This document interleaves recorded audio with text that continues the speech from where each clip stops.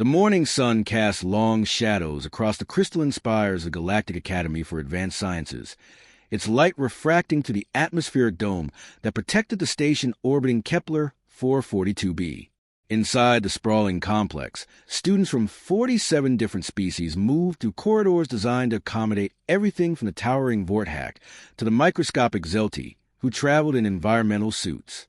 Zarachin walked alone through the main corridor, her human features drawing the usual stares and whispered comments.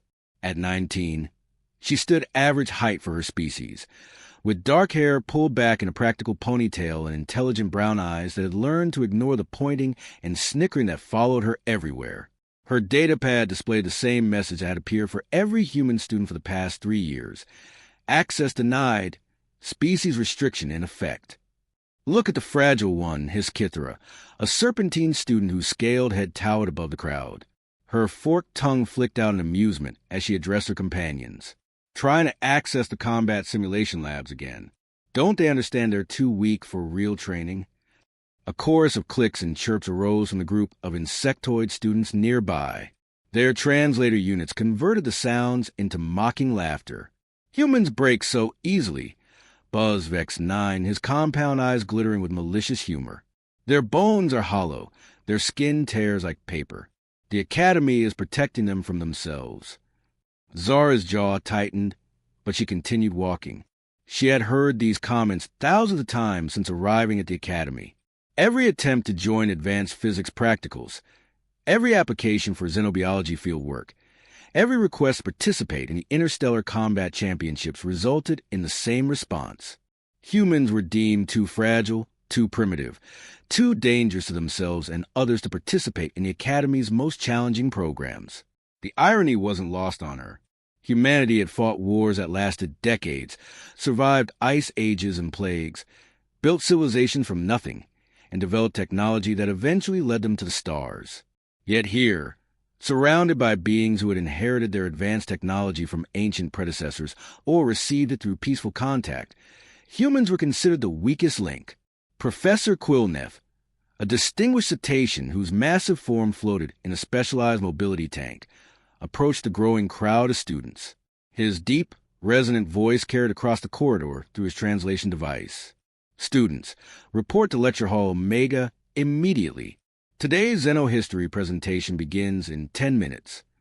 The crowd dispersed reluctantly, but not before Zara caught more whispered comments about human inadequacy. She followed the stream of students into the vast lecture hall, its walls displaying a three-dimensional star map that pulsed with the locations of known civilizations.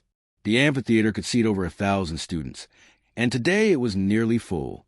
Zara found an empty seat in the middle section, sandwiched between a group of crystalline lithoids who hummed in harmonic frequencies, and a pack of wolf-like canids whose ears twitched with barely contained energy. The lithoids regarded her with their multifaceted eyes, their internal light patterns shifting in what she had learned to recognize as dismissive amusement. "Today, we examine evolution of conflict resolution across species," Professor Quillneff announced, his massive form rotating slowly in his tank. "Each civilization has developed unique approaches to handling disputes, territorial expansion, and resource scarcity. We will review historical footage from various species to understand how different physiologies and psychologies influence combat doctrine and survival strategies." The lights dimmed and the holographic display activated. The first presentation showed the Vorthak ceremonial combat rituals, where disputes were settled through displays of strength and intimidation rather than actual violence. The students watched with interest as the massive beings engaged in elaborate posturing competitions that could last for days. Next came footage of the insectoid hive conflicts, where entire colonies would coordinate attacks with mathematical precision, their movements resembling elaborate dances more than battles. The clicking and chirping from the insectoid students in the audience increased with obvious pride. The serpentine footage displayed their preference for stealth and patience, showing how they would wait in perfect stillness for months before striking at the optimal moment. Kithra's scales rippled with satisfaction as her classmates observed her species' tactical brilliance. Each presentation reinforced the students' existing beliefs about human weakness. The other species demonstrated either overwhelming physical superiority, advanced technology, or sophisticated strategies that had evolved over millions of years. By comparison, humanity's inclusion in the Academy seemed like a charitable gesture rather than recognition of legitimate capability. Professor Quillnetha's voice took on a more serious tone. For our final case study, we will examine archive footage from a species that joined our galactic community relatively recently. These recordings were discovered in their historical databases during the integration process. I must warn you that some of this material may be disturbing. The holographic display shifted, and suddenly the audience was looking at a blue-green planet spinning slowly in space. Text appeared identifying it as Sol 3, more commonly known as Earth. A subtitle read, Human Historical Combat Archives, Classified Level 7. Murmurs rippled through the audience. Most students had never seen unedited footage from human history. The material had been classified since humanity's admission to the Academy, deemed too primitive and brutal for general academic consumption. The Academy Council recently voted to declassify selected portions of these archives for educational purposes. Professor Quillnetha explained, What you are about to witness represents humanity's approach to conflict resolution during their pre-contact period.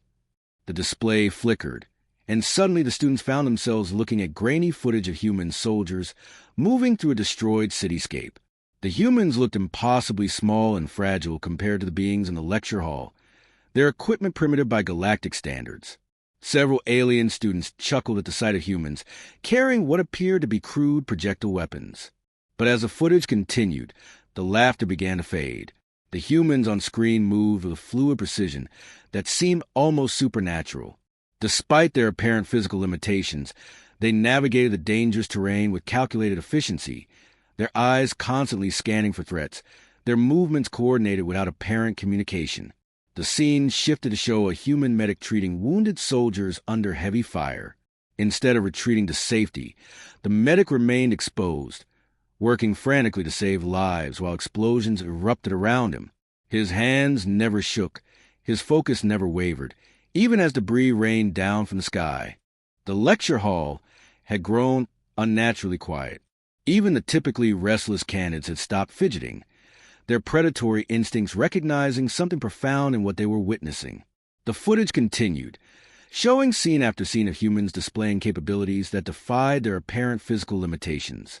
The next sequence of footage made several students physically recoil. A human soldier, badly wounded and separated from his unit, found himself surrounded by enemy forces in what appeared to be an impossible situation. Logic dictated surrender or death. Instead, the human did something that violated every tactical principle the alien students had learned. He attacked, not with the calculated precision of the insectoids or the patient stalking of the serpentines, but with a ferocity that seemed to tap into something primal and terrifying.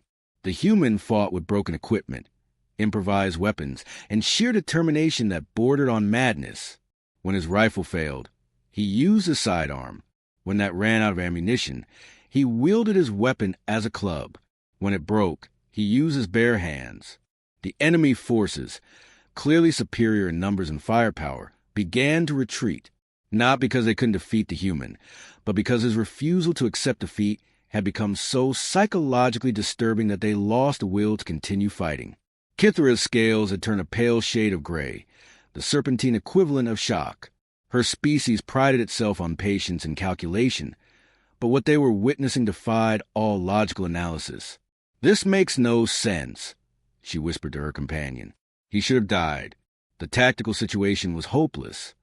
The footage shifted to a different conflict, this one taking place in what appeared to be a frozen wasteland. Human soldiers were trapped in defensive positions, outnumbered 10-1, with supply lines cut and no hope of reinforcement. According to every military doctrine taught at the Academy, the logical choice was strategic withdrawal or negotiated surrender. Instead, the humans did something unprecedented. They held their ground for months. They ate leather, tree bark, and things that weren't technically food. They fashioned ammunition from scrap metal and kept their weapons functional with ingenuity that bordered on miraculous. When their positions became untenable, they didn't retreat to new defensive lines. They counterattacked, The alien students watched in stunned silence as exhausted, malnourished humans launched an offensive that should have been impossible. They moved through conditions that would have killed most galactic species, fighting with equipment that barely functioned, driven by something that the watching aliens couldn't comprehend. The enemy forces, despite overwhelming advantages, began to crumble under the psychological pressure of facing opponents who simply refused to acknowledge when they were beaten.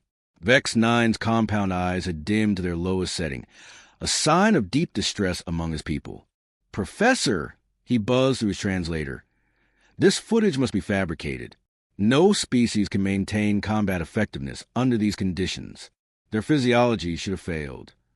Professor Quilnetha's massive form rotated slowly in his tank, his expression unreadable. "The footage has been verified through multiple independent sources. These are authentic historical records from Earth's archives." The display shifted again, showing a human city under siege. The attacking force had surrounded the population center completely, cutting off all supplies. Standard siege doctrine suggested the city would surrender within weeks as resources dwindled. The alien students expected to see negotiations, strategic evacuations, or the gradual collapse of civilian morale. Instead, they witnessed something that challenged every assumption they held about conflict resolution. The humans inside the city didn't just endure the siege.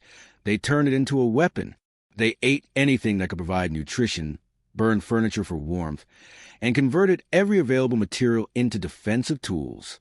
When the attacking forces expected surrender, the humans sent out raiding parties that struck with surgical precision before vanishing back into the urban maze. The siege dragged on for months, then years. The attacking force, initially confident in their overwhelming superiority, found themselves slowly ground down by an enemy that refused to accept the reality of their situation. Supply convoys were ambushed by humans who appeared from nowhere and disappeared like ghosts. Commanders were eliminated by snipers who had learned to become invisible in their own city. Morale crumbled as the besieging force realized they weren't just fighting soldiers. They were fighting an entire population that had transformed into something beyond their understanding. A lithoid student's harmonic frequency shifted into what their species considered a distress call. This violates the principle of proportional response. They resonated through their translation matrix. They're escalating conflict beyond all logical parameters. But the footage wasn't finished. The next sequence showed the aftermath of the siege after the attacking force had finally withdrawn in defeat. The human city was in ruins, its population decimated, infrastructure destroyed. By any reasonable measure, they had lost everything worth defending. Yet the humans emerged from the rubble and immediately began rebuilding, not just repairing, creating something better than what had existed before. They took the lessons learned from their desperate struggle and incorporated them into new designs, new strategies, new ways of thinking about survival and growth. The camera panned across construction sites where humans worked with an intensity that made the insectoid work ethic look casual. They labored in conditions that would have hospitalized most galactic species, driven by a vision of the future that seemed to burn inside them like an unquenchable flame. Zara noticed that the mockery and whispered comments had completely stopped. The alien students sat in absolute silence, their various forms of body language all expressing the same emotion, a mixture of awe and something approaching fear. The footage continued with scene after scene of human conflict resolution that defied every established principle of galactic warfare. Humans who fought impossible odds and won through sheer refusal to accept defeat. Humans who turned disasters into opportunities, who found ways to thrive in conditions that should have been lethal, who treated surrender as a concept that simply didn't exist in their vocabulary. But perhaps most disturbing to the watching aliens was the pattern that emerged from all the footage. Humans didn't just fight, they learned. Every conflict made them stronger, more adaptable, more capable. They absorbed lessons from defeat and victory with equal intensity, constantly evolving their tactics and strategies in ways that made them exponentially more dangerous over time. The candid students, natural predators themselves, had begun to unconsciously cluster together for comfort. Their pack leader, Alpha Prime Fenris, spoke in a low growl that his translator rendered as barely audible words. "They don't fight like any predator species we know. Predators conserve energy, strike when victory is certain, retreat when the cost becomes too high. These humans, they fight like prey that has decided to become the hunter. Professor Quillnetha's voice cut through the stunned silence. The footage you witness represents what human historians call conventional warfare. Now we move to more recent conflicts, where their technological capabilities began to approach early galactic standards. The holographic display shifted to show human aircraft streaking through clouded skies. These weren't the primitive flying machines the students expected, but sleek fighters that move with deadly grace through three-dimensional combat. The pilots inside those cockpits were pulling gravitational forces that should have rendered them unconscious, yet they continued to function with precision that rivaled the finest automated systems. A squadron of human fighters found themselves outnumbered 5-1 by enemy aircraft with superior performance characteristics. Standard military doctrine called for evasion and withdrawal to more favorable conditions. The humans chose a different path. They formed up in a formation that looked suicidal and dove directly into the enemy force. What followed was a display of aerial combat that defied physics and logic in equal measure. The human pilots pushed their machines beyond design specifications, using the aircraft's weaknesses as weapons, turning mechanical limitations into tactical advantages. They flew through their own explosive debris, used gravity as an ally, and coordinated attacks with precision that seemed telepathic. When the engagement ended, the superior enemy force had been completely destroyed. The human squadron had lost 3 aircraft, but the surviving pilots were already analyzing their mistakes, planning improvements, incorporating the experience into their growing database of tactical knowledge. But it was what happened next that truly disturbed the watching alien students. The human pilots didn't celebrate their victory or rest from their exhaustion. They immediately began rescue operations for shot-down enemy pilots, risking their own lives to save the very opponents who had been trying to kill them moments before. They treated wounded enemy personnel with the same care they gave their own injured comrades. Kithra's tongue flicked out nervously. This contradicts their combat behavior. If they're capable of such violence, why preserve enemy lives? It's strategically unsound. The footage provided no easy answers. It showed human medics working frantically to save both friendly and enemy wounded, human engineers rebuilding destroyed infrastructure in conquered territories, human soldiers sharing their rations with civilian populations that had recently been supporting their enemies. The pattern was consistent across every conflict. Humans fought with ferocity that shocked their opponents, then immediately shifted to reconstruction and aid with the same intensity they had shown in battle. They seemed capable of completely compartmentalizing destruction and creation, switching between the two modes as easily as changing clothes. The next sequence showed a human naval vessel alone in hostile waters, surrounded by an enemy fleet that outnumbered it 20-1. The ship was damaged, running low on ammunition, with no hope of reinforcement or escape.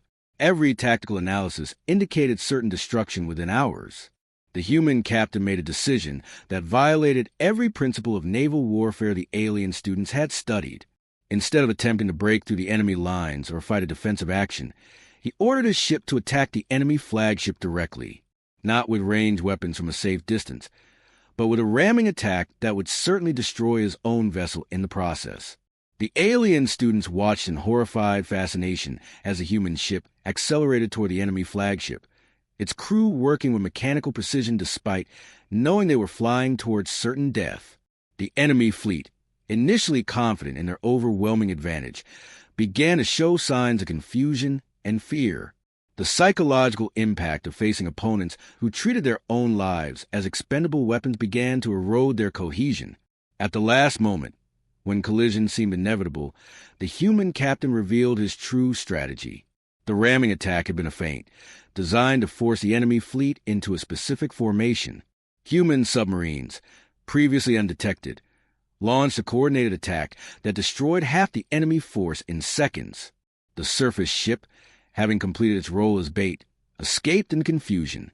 But the most disturbing part wasn't the tactical brilliance.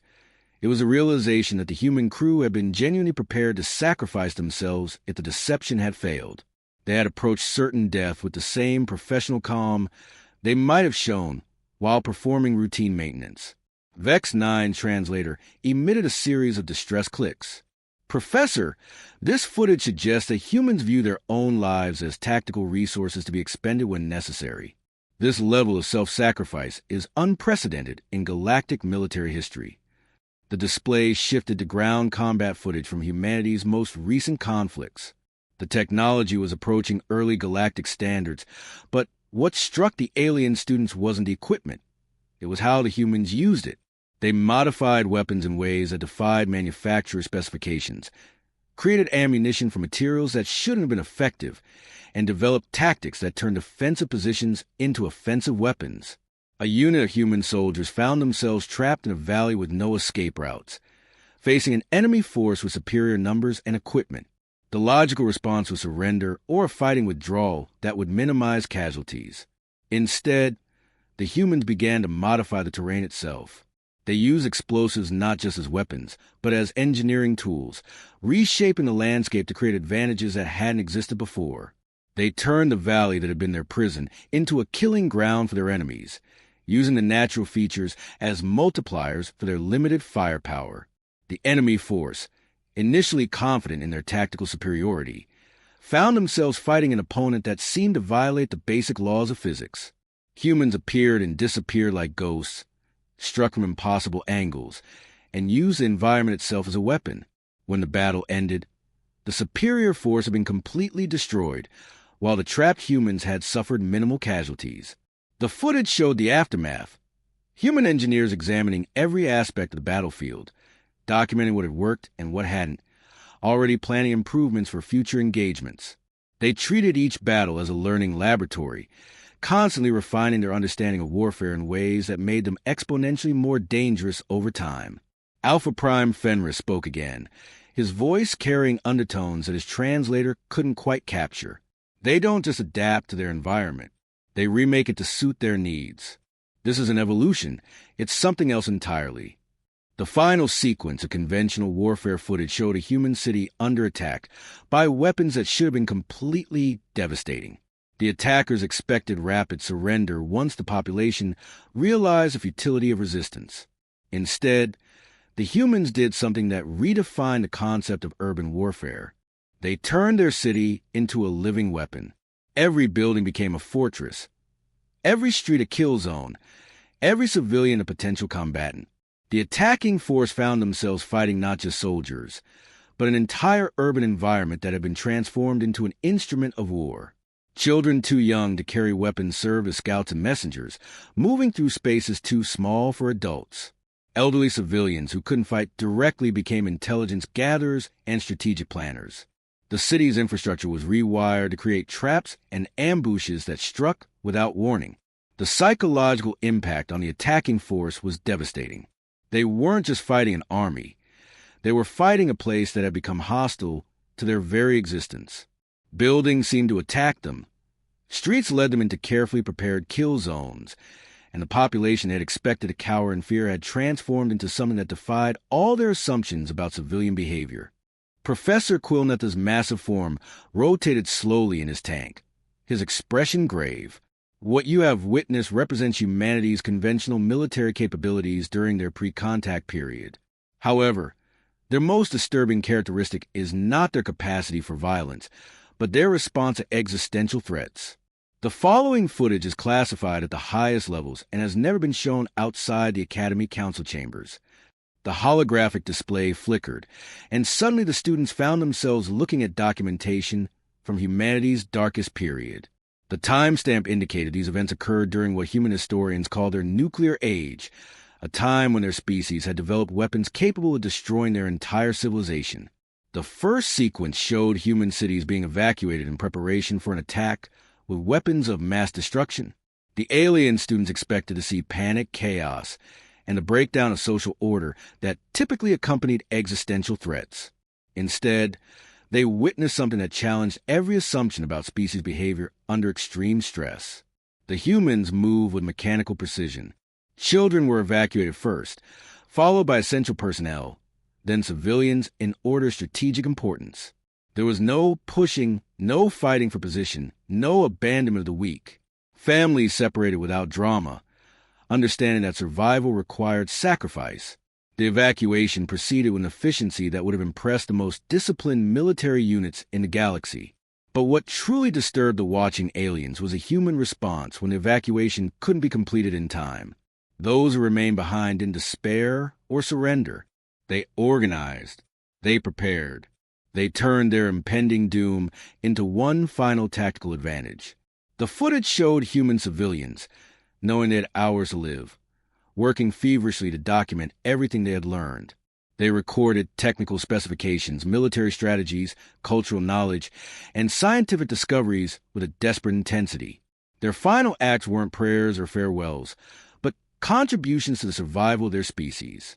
When the weapons struck, the destruction was absolute. Entire cities vanished in seconds, their populations reduced to shadows burned into concrete. Yet within days, humans emerged from shelters and began the process of rebuilding, not just reconstructing what had been destroyed, but creating something better, incorporating the lessons learned from their darkest hour. The next sequence showed the aftermath of global thermonuclear warfare. The planet's surface was a radioactive wasteland that should have been uninhabitable for thousands of years. Most galactic species would have abandoned such a world, seeking refuge among the stars or accepting extinction with dignity. Humans chose a different path. They adapted. The footage showed human children born in underground bunkers, raised in conditions that would have been considered torture by galactic standards. These children didn't just survive, they thrived. They were stronger, more resilient, more capable than their parents. The radioactive environment that should have killed them had instead forged them into something harder and more dangerous. Within a generation, humans were walking on the surface again, not in protective suits, but with their bare skin exposed to radiation levels that would have been lethal to their ancestors. They had evolved in real time, their bodies adapting to conditions that should have been impossible to survive. The alien students sat in stunned silence as they watched these post-apocalyptic humans rebuilding their civilization. They didn't just restore what had been lost. They improved it. Their technology advanced at an exponential rate, driven by the knowledge that they could never again allow themselves to be vulnerable to extinction. Kithra's scales had turned almost white with shock. Professor, this suggests that humans can adapt to lethal environments within a single generation. This level of evolutionary flexibility is unprecedented in galactic biology. The footage continued, showing human space exploration that began not from curiosity or the desire for expansion, but from the desperate need to ensure species survival. They launched themselves into void with technology that was primitive by galactic standards, but functioned through sheer determination and engineering ingenuity. The first human space colonies were exercises in survival that pushed the boundaries of what was considered possible. They established footholds on worlds that were barely habitable, turning hostile environments into thriving communities through a combination of technological innovation and psychological resilience that bordered on madness. When their colonies failed, humans didn't abandon them. They learned from the failures and tried again, incorporating each disaster into their growing understanding of how to survive in environments that had never supported life. Each setback made them stronger, more adaptable, more capable of thriving in conditions that would have defeated other species. The most disturbing footage showed human responses to encounters with hostile alien life forms during their early exploration. Standard galactic protocol called for careful study, attempted communication, and strategic withdrawal if threats emerged. Humans took a more direct approach. They fought alien life forms that had evolved for millions of years to be perfect predators, and they won, not through superior technology or physical capabilities, but through tactical thinking that treated every encounter as a learning opportunity. They studied their opponents while fighting them, adapted their strategies in real time, and turned each victory into a stepping stone toward greater capabilities. When they encountered alien technology, humans didn't just reverse engineer it. They improved it. They took devices that had been perfected over eons and made them better through modifications that their original creators had never considered. The combination of human creativity and their refusal to accept limitations proved more powerful than millions of years of gradual technological development. The final sequence showed humanity's first contact with the galactic community. The alien students expected to see gratitude, wonder, and the typical response of a primitive species encountering advanced civilization. Instead, They witnessed something that redefined their understanding of first contact protocols. Humans approached the galactic community not as supplicants seeking admission, but as equals offering partnership. They brought technologies and strategies that impressed species with millions of years of advancement. Their representatives spoke with confidence born from surviving challenges that would have destroyed most civilizations. The footage showed human diplomats in negotiations with galactic powers, their approach unlike anything in recorded history. They didn't plead for membership or acceptance. They demonstrated value. They solved problems that had plagued the galactic community for centuries, offered solutions to conflicts that had seemed intractable, and presented innovations that advanced galactic civilization in measurable ways. But perhaps most significantly, they did all of this while maintaining the same psychological characteristics that had made them so dangerous in warfare. They negotiated with the patience of species that had survived nuclear winter, the creativity of minds that had learned to thrive in impossible conditions, and the confidence of beings who had faced extinction and chosen to become stronger instead of accepting defeat. Alpha Prime Fenris had stopped growling entirely, his predatory instincts overwhelmed by something approaching reverence. They're not just another species joining the galactic community. They're something new, something that's never existed before. The display showed the final piece of footage. Humans working alongside other galactic species in the early days of integration. The other species, initially condescending toward the newcomers, quickly discovered that human contributions were not just valuable but essential. Projects that had stalled for centuries suddenly accelerated when human minds were applied to the problems. But the footage also revealed something else: human restraint. Despite their proven capabilities, despite their history of turning impossible situations into victories, humans in the galactic community showed remarkable self-control. They chose cooperation over domination, assistance over conquest, partnership over subjugation. The alien students began to understand the true reason for the human restrictions at the Academy. It wasn't because humans were too weak to participate in advanced programs. It was because they were too dangerous. Their presence in high-risk situations could transform those situations in ways that other species couldn't predict or control. The alien students began to understand the true reason for the human restrictions at the Academy. It wasn't because humans were too weak to participate in advanced programs. It was because they were too dangerous. Their presence in high-risk situations could transform those situations in ways that other species couldn't predict or control. The holographic display faded to black, leaving the lecture hall in profound silence. Professor Quillnetha's massive form floated motionlessly in his tank, allowing the weight of what the students had witnessed to settle into their consciousness. When he finally spoke, his voice carried a gravity that none of them had heard before. The footage you have just viewed represents approximately 1% of humanity's documented historical conflicts. The Academy Council has reviewed the complete archives, and a decision was made to classify most of the material indefinitely. What you have seen today was selected specifically because it represents humanity at their most restrained. A lithoid student's harmonic frequency, cracked with disbelief. Restrained? Professor, we witnessed nuclear warfare, urban combat zones, and survival tactics that violated every principle of civilized behavior. Indeed, Professor Quillnet replied, his massive eye turning toward the speaker. Yet in every sequence, you observe humans operating under what they consider rules of engagement. They maintain codes of conduct, protected non-combatants when possible, and showed mercy to defeated enemies. The classified footage contains examples of human warfare, conducted without such restraints. The implications of this statement rippled through the audience like a shock wave. If what they had witnessed represented humanity at their most civilized, what existed in those classified archives was beyond their ability to comprehend.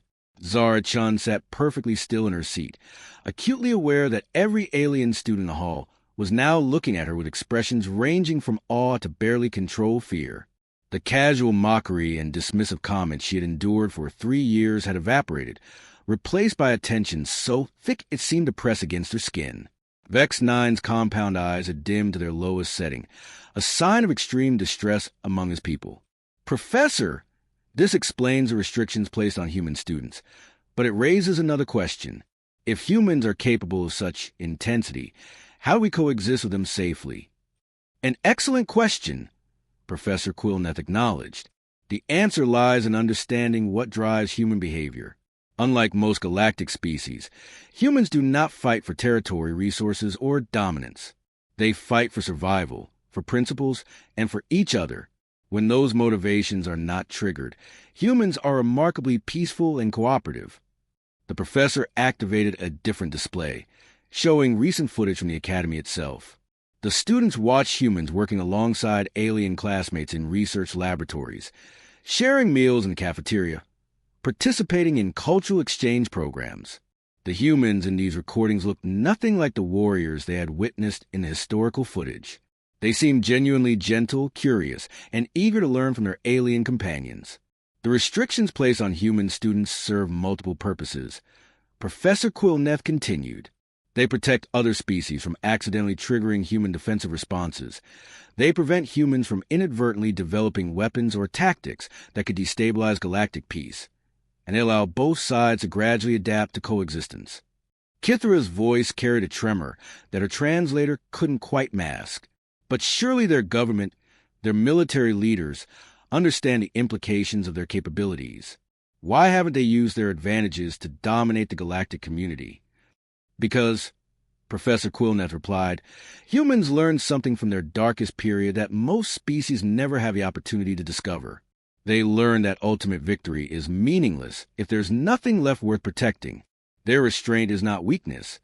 It's wisdom purchased of the blood of their own people. The display showed diplomatic records from humanity's integration into the galactic community. The students watched human representatives declining military positions, refusing weapons contracts, and consistently advocating for peaceful solutions to conflicts that other species wanted to resolve through force. Humans have voluntarily limited their own influence in galactic affairs, the professor explained.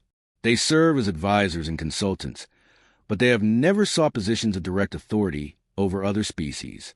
This is not because they lack ambition, but because they understand the responsibility that comes with their capabilities. The silence in the lecture hall was absolute. Even the ambient sounds of the Academy's life support systems seemed muted in the face of this revelation. Students who had spent years casually dismissing human weakness now grapple with the realization that they had been coexisting with a species that could have dominated them at any time, but chose not to. Alpha Prime Fenris spoke in a voice barely above a whisper. The human students we interact with daily, they carry the same potential? Every human carries a genetic and psychological heritage you witness today, Professor Quillneth confirmed. The capacity for extreme adaptation, tactical innovation, and survival against impossible odds exists within each of them. It is dormant in times of peace, but it never disappears entirely.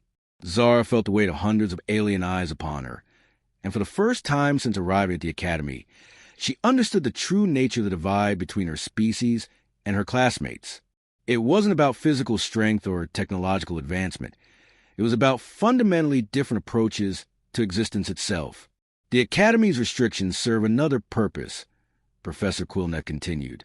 They allow human students to develop relationships with other species without the barriers that might exist if everyone understood their full capabilities from the beginning.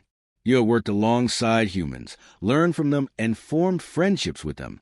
These relationships are valuable precisely because they were built on perceived equality rather than fear or intimidation.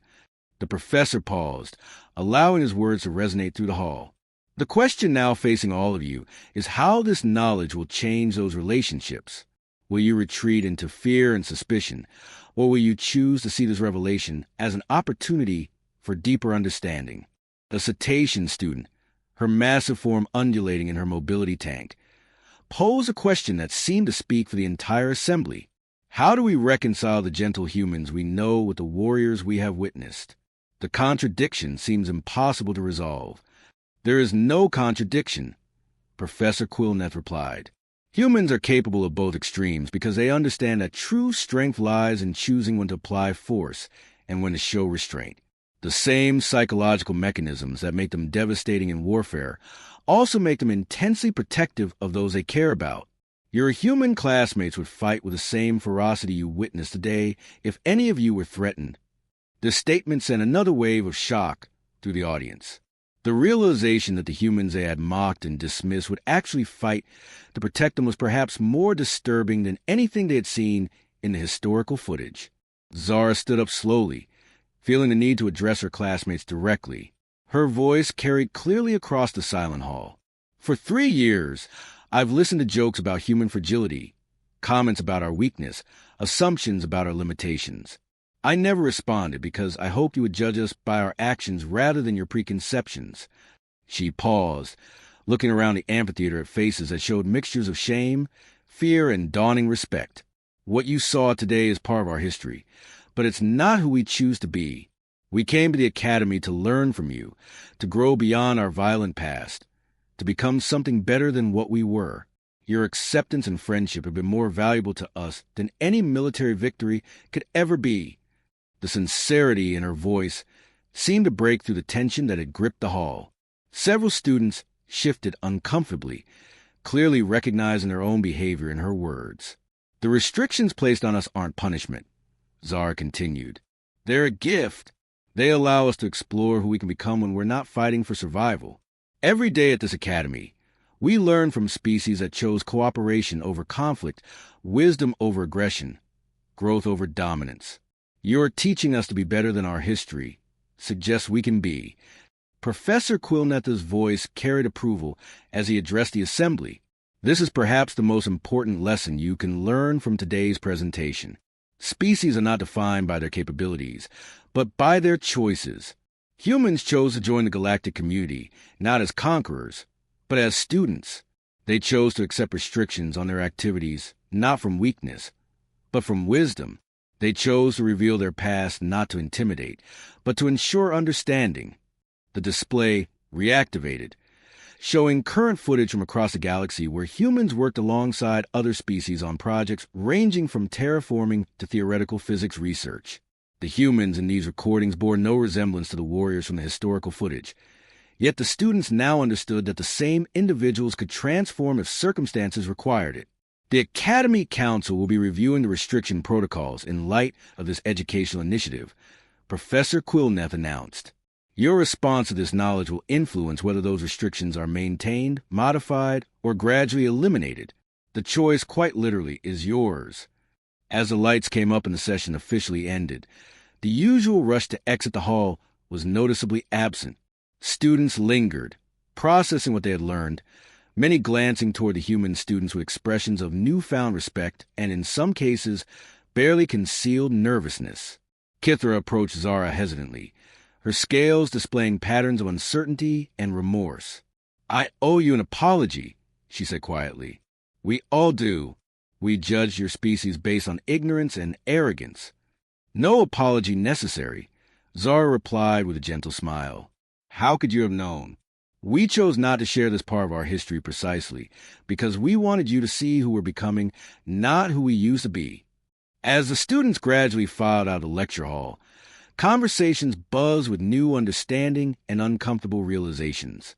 The casual dismissal of human capabilities had been replaced by something far more complex, a recognition that strength and gentleness were not opposites, that the capacity for violence and the choice of peace could coexist within the same beings. The Academy would never be quite the same. The revelation had fundamentally altered the social dynamics, creating new possibilities for genuine understanding, while introducing complications that would take time to resolve. But perhaps most importantly, it had demonstrated that even in a galaxy full of advanced civilizations, there was still room for species that chose to grow beyond their limitations rather than be defined by them.